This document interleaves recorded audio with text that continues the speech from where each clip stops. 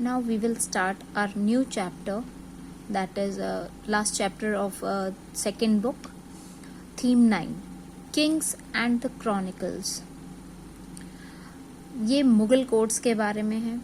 तो मुग़ल्स के बारे में हम बचपन से पढ़ते चले आ रहे हैं, इतना सारा मूवीज़ वगैरह में भी देखा हुआ है, तो मोर और लेस इसकी स्टोरी हमको पता है।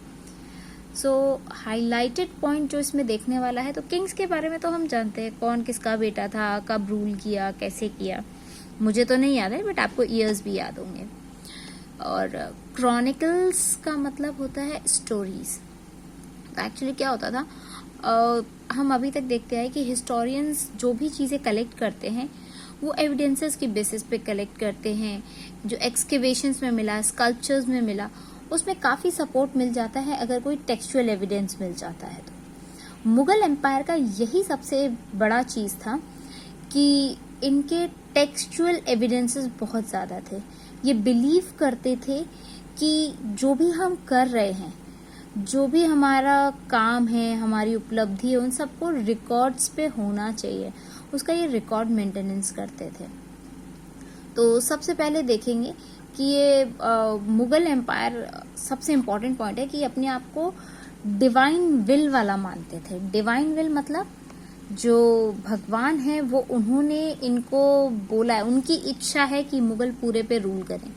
ये उनका पर्सनल थिंकिंग था और वो इसी तरीके का बिलीफ सब जगह रखते थे और इसको पूरी पॉपुलेशन में उन्होंने फैला भी रखा था और उन्होंने डिफरेंट टाइप की पॉपुलेशंस पे रूल भी किया। हर मुग़ल किंग बहुत बड़े बड़े एरिया को रूल किया है मुग़ल किंग्स ने। तो इनका विजन भी बहुत बड़ा था, ग्रैंड था। और इसके आगे अगर हम देखें तो ये अपने इस विजन को राइटिंग के फॉर्म में डायनेस्टिक हिस्ट्रीज, मतलब पूरी डायनेस्टी की हिस्ट्री रहती है कि किस राजा ने क्या क्या किया, कहाँ लड़ाई की, क्यों जीता, क्या उनकी आइडियोलॉजीज थी। तो ये अपनी पूरी हिस्ट्रीज मेंटेन करके रखा करते थे। कई बार ये खुद भी लिखते थे, कई बार इनकी कोर्ट में ऐसे लोग होते थे जो इनके अकाउंट्स को मेंटेन करके रखते थे। सो ये रिकॉर्डेड एविडेंसेस एम्परर के टाइम पर मिल जाते थे कि हाँ ये पर्टिकुलर एम्परर है तो इसके टाइम के ये रिकॉर्ड्स हमको मेंटेन मिल रहे हैं कि इसने अपने टाइम पीरियड में क्या क्या किया होगा।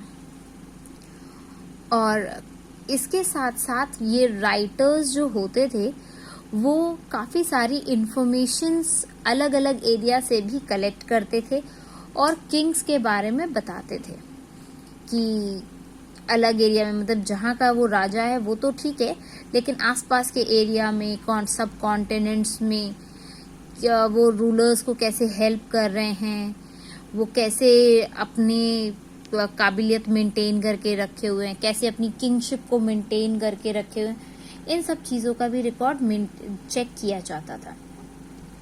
जो मॉडर्न हिस्टोरियंस, अच्छा ये क्रॉनिकल्स नाम हिस्टोरियंस का दिया, ये मुगल्स का दिया हुआ नहीं है, ये मॉडर्न हिस्टोरियंस ने, अब ये जो टेक्स्ट्स इनको इतने सारे मिले, ये एक पूरा ग्रंथ टाइप थे, जैसे हमारे ऋग्वेदा टाइप हैं, इस तरीके के इतने डिटेल्ड एविडेंसेस मिले, टेक्सचुअल एविडेंसेस इतने डिटेल्ड मिले। तो जो मॉडर्न हिस्टोरियंस थे उन्होंने इनको टर्म दिया क्रॉनिकल्स, कि पूरी की पूरी किताब लिखी जा सकती है इसके ऊपर। और फिर इन क्रॉनिकल्स को स्कॉलर्स की विश के अकॉर्डिंग, जैसे स्कॉलर्स की विश होती थी कि हमें इस मुग़ल पे लिखना है, इसकी हिस्ट्री के बारे में लिखना है, तो वो लिखते थे और इन क्रॉनिकल्स को फिर आगे आगे स्प्रेड कर दिया जाता था, जिससे सब जगह चर्चा में रहे कि ये वाले मुग़ल किंग ने इतना इतना रूल किया और ऐसे ऐसे रूल किया। तो अब इन क्रॉनिकल्स से फ़ायदा क्या था? इन क्रॉनिकल्स से फ़ायदा ये था कि एक तो उनका जो किंगशिप है उसके बारे में इंफॉर्मेशन स्प्रेड हो जाती थी।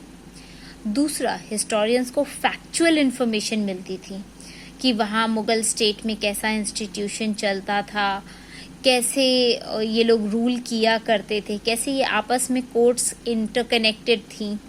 तो ये फैक्चुअल इंफॉर्मेशन मिलती थी।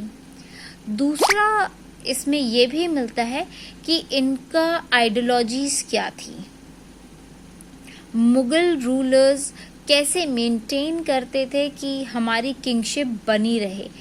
इनकी आइडियोलॉजीज को भी, तो दो चीज़ें हमको निकल कर सामने आती हैं कि क्रॉनिकल्स में हमें फैक्चुअल इन्फॉर्मेशन मिलती है, दूसरी इंपीरियल आइडियोलॉजीज के बारे में पता लगता है कि ये कैसे अपनी आइडियोलॉजीज बनाया करते थे और उसको फिर अप्लाई किया करते थे। और सबसे इम्पॉर्टेंट चीज़ कि मुगल्स ने अपने आप को कभी भी मुगल्स नहीं कहा। That's the most important thing. Mughal, जैसे ही हम मुगल बोलते हैं तो हमको बड़ा रॉयल सा फीलिंग आता है, तो ये नाम हमने उनको दिया हुआ है। मुगल्स अपने आप को कभी भी मुगल्स नहीं कहते थे, वो अपने आप को तैमूरिड्स कहते थे। तैमूरिड्स का नाम मैं अभी क्यों ले रही हूँ, अभी हम आगे इस सेक्शन में पढ़ेंगे। ये जो पिक्चर बनी हुई है, ये मकबरा बना है तैमूर का, मौसोलियम ऑफ तैमूर, मज़ार, तैमूर की मज़ार बनी हुई है। तैमूर के बारे में आपने स्टोरीज सुनी होंगी कि तैमूर सबसे पहले तो एक तो वही सुनी होगी कि सैफ अली खान ने अपने बेटे का नाम तैमूर रखा है। तैमूर वैसे हिस्ट्री में देखा जाए तो बहुत दुष्ट राजा रहा। ये जो राजा थे, ये अपने आप को, जो मुगल किंग्स थे, ये सैवेज में बिलीव रखते थे, बहुत मार काट करते थे, जो इनके अकॉर्डिंग नहीं चलता था उनको मार दो, हटा दो, बहुत दुष्ट, बहुत क्रूअल थे। जो तैमूराइड्स थे ये बहुत क्रूअल थे। तो अब हम पढ़ने जा रहे हैं मुगल्स और उनकी एम्पायर। जो मुगल्स थे, ये जो मुगल वर्ड निकला है ये मंगोलियन से निकला है। मंगोलियन हिस्ट्री हमने ऑलरेडी पढ़ी हुई है, जिसको चंगेज खान लीड करता था। और ये जो टर्म है एक्चुअली बहुत ग्रैंड अपने आप को दिखाता है। मंगोलियन से लिया गया है मुगल, और एक्चुअली में ये डायनेस्टी का नाम नहीं है, ये अपने आप को हमेशा तैमूराइड्स कहा करते थे। So this is तैमूराइड।